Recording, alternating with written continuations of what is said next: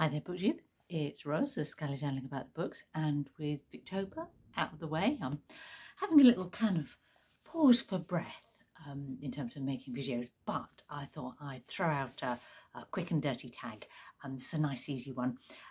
It was originated by Alan of Big Hard Books and Classics, and I was tagged a week ago by Emily of No Fell Novels. And it is the Reading Pet Peeves tag.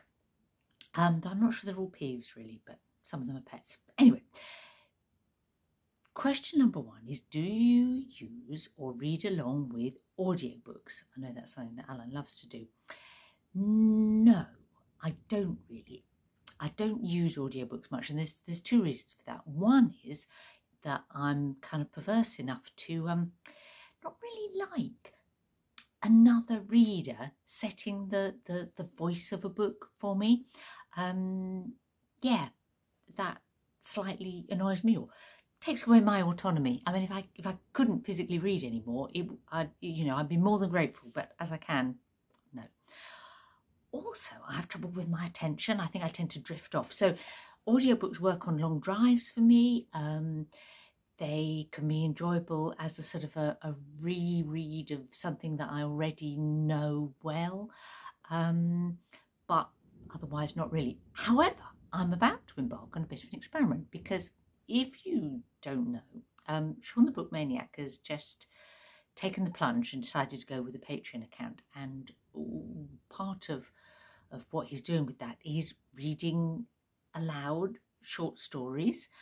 And I thought, I'm going to give it a go, because I never read short stories and I never, as I say, listen to things rather than read them.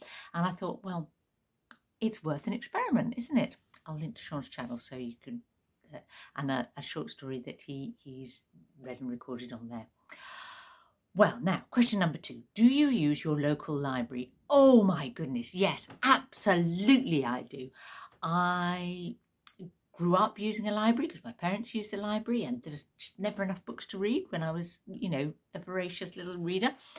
And I really got fully back into that whole using the library thing when I had children myself. It just seemed a natural thing to go along on a Saturday afternoon and pick out some books together, and yeah, really enjoyable. And pre-COVID and pre-BookTube, I used to sort of go browse in the library to find new things to read.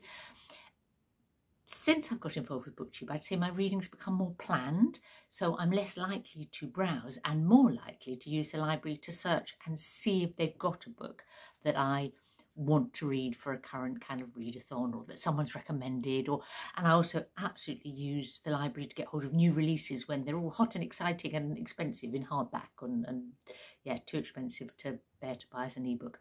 So for all those reasons, I use the library a lot. Look, these are the two things I've got out from the library at the moment. One is Happening by Annie Ernaux, and that's one non-fiction November choice, and also for November. Terrible pun, blame Bob the Bookerer.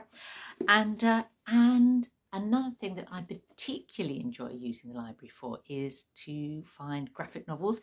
And actually, I will just go and browse in the graphic novel section or comic section, because like the look and feel of a graphic book is so important, isn't it? So, unless I've got a specific recommendation from someone, I'd rather go and sort of browse to find one. And this one goes with Non-Fiction November again, because it's a graphic memoir of the experience of being in intensive care.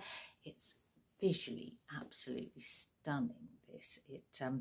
It really uses the graphic form, I suppose, to kind of explore what's going on for this poor woman who's in the coma, and to sort of link that back across to her family, who are having to get on with their day-to-day lives because there's children and so on, despite her being in this weird and scary state of unconsciousness where she's having these delusions.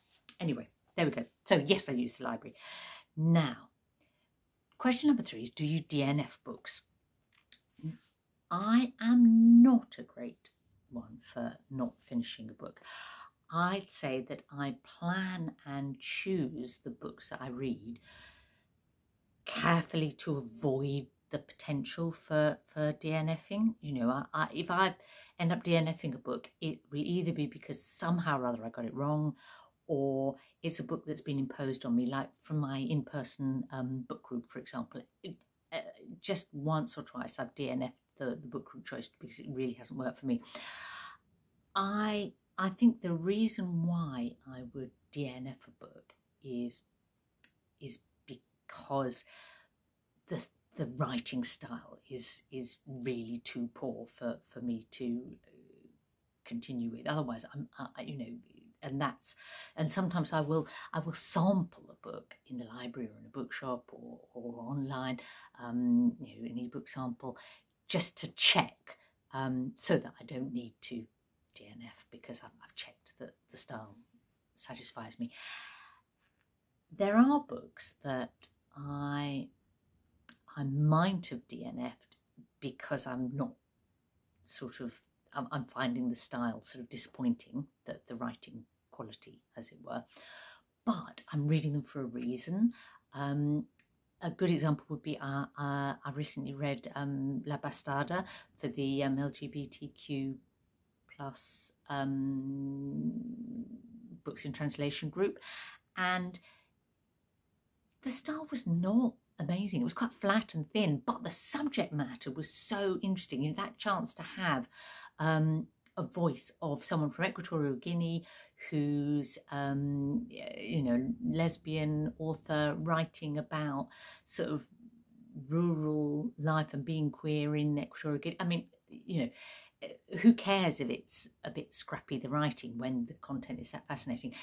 So, you know, and there's other scallydandling kind of books where it's the one thing I can find that's available in English and possible to buy from that country. And, you know, I'm not going to DNF it because it's not brilliantly written, you know, because, yeah, there's other things that are holding me with it. And the other thing that I always bear in mind when I might be tempted to DNF a book is that some of the books that have ultimately been most rewarding for me are ones that initially took a bit of time and effort to get into. So there we go, that's me. But you know, I know other people take a different approach where perhaps, you know, they take more risks in their choices and then will DNF a fair proportion, and that's fine if that works for you. You know, we're all different. Question number 4, do you read multiple books at the same time? Okay, virtually never before BookTube. This is totally BookTube's fault that I now read multiple books. I think, I mean, there's 2 reasons for that. One is I've learned the value, the place of long, slow read of something that otherwise I might not have attempted. You know, the experience of reading, you know, Dante's Divine Comedy with a group of people, you know, led by Tom L.A. Books. You know, that was one factor in that, I suppose. And, you know, now, like, I've just finished The Fairy Queen. That took me 6 months. On my current list is the Canterbury Tales, and I'm reading one Canterbury Tale by Chaucer each month. So, you know, it's going to take me 2 years to finish that. So I've learned the point of doing that, I suppose. And also, if you take part in a group read or a buddy read, which is a wonderful thing that, you know, we can all do via BookTube, is you have to fit your reading pace to that of other people. And maybe, you know, often for me that means really deliberately slowing down, and and in order to make that work, then I'll read other things at the same time. So currently, let's say I've got a buddy read of The Immigrants by W.G. Sebald with Cristina. I'm reading the Canterbury Tales slowly for myself, as I say. I've got a book that I'm reading it's kind of like, it's called January Man, and there's a chapter for each month of the year in this book, and it's kind of nature writing and so on. So I'm enjoying spreading that out. And then I've got my one current book that I'm just reading from cover to cover, and that's A Ghost in the Throat, which I literally just started and I'm very excited by. And that's pretty typical for me, that sort of mix. There you go. Question number 5. Do you make time or have specific times in your day for reading? Well, yes and no. I mean, I can read at any time of the day if I've got the opportunity. On a regular basis, I read in the morning to kind of help me kind of adjust to the idea that it's daytime and I have to get up and do stuff. So, you know, I'll read first. I read in bed at night. At the weekends, I'll try and get a nice chunk of reading done. You know, it's my idea of relaxing at the weekend when I've done, you know, all the chores and things that I have to do is a chunk of reading.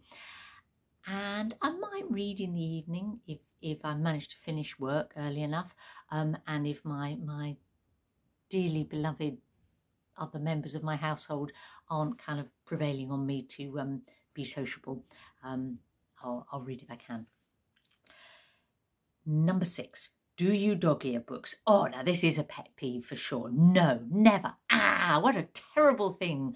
I just, no, don't believe in it. I use a bookmark or a scrap of paper or a bus ticket or a heaven knows what, but don't dog ear your books. Oh dear. I mean, I think my feeling about that is perhaps become stronger because now if I have a paper copy of a book, it's either going to be a library book or it's going to be a book that I see perhaps as a bit of a keeper. Otherwise, an awful lot of the books I have are ebooks where, you know, you can't dog ear them anyway. Kind of related, I suppose, is the next question, which is, do you annotate books? And no, not paper books, I don't. It's something that I associate with kind of when I was a student, I suppose, and studying a book, and it would feel quite odd now to write in a book. I might stick a bit of paper in, a tab, a post-it note. If it's an e-book, yes, I use the bookmark and note functions. Particularly if it's a book that I'm sort of buddy reading with other people, because you can't flick back and forth so effectively in an ebook, so you need to annotate to find things. But yeah, I don't write in books these days for similar reasons. I wouldn't dog ear them. And the last question, number 8, how do you feel about spoilers? A sensitive topic, this. Well, for me, it depends on the type of book. I tend to read for style of writing, language, characters, ideas, rather than plot. Not that I don't enjoy a good plot, but plot is not my primary interest. So I'm probably less bothered by spoilers than most people would be. An exception would be if I'm reading some crime fiction for the first time. I mean, I don't want to know what the outcome of that plot is, I guess. You know, that's it would matter to me then. Or if it's the kind of book where a sort of dramatic twist is really important, I suppose, then I'd be frustrated by a spoiler. But, you know, classics, I don't expect to worry about spoilers because, you know, I've probably got some idea of the story anyway. I suspect that I'm probably not careful enough about spoilers in my videos because they're not something that I worry about a lot. So do tell me if I'm messing things up for you too often, and I'll try to be more careful. So that was all the lovely prompts. I'm going to tag some people. Now, what I'm going to do is I'm going to tag everyone who is involved in the World Cup readathon, which is being organised by Mark of Book Time with Elvis, and it's we've got a lovely group going for that. And if you're in that group and you've got a channel, please consider yourself tagged. Apologies if you've already done this tag. I know at least one person, Elisabeth, I know from Book Hands and Books, has done it, I'm sure, and probably some others, but I didn't have time to sort of check all the way through. And of course, no pressure if tagging is not, you know, doing tags is not something you enjoy or you're on a hiatus at the moment. But on the assumption that people might like to be tagged, obviously I'm going to Tag Mark, who's organising the readathon. That's Book Time with Elvis. Alice and the Giant Bookshelf, Jen of Remembered Reads, Cristina of Knitting Books, etc. Elisabeth of Books and Books, but as I say, she's the person I'm pretty sure has done it. Jack the Rambling Raconteur, Greg Montague, Sean Standfast, Ange of Ange's Book Chatter, Scott and Becky of the Bookish Bryants, Vin of Revenant Reads, Nathan Lambert, the Rambling Reviewer, whose channel I've just discovered, Robert of Bart Hordes, but he's on hiatus, I think, and Gemma of Books. And if I've forgotten anyone, forgive me. And happy Tag Tuesday.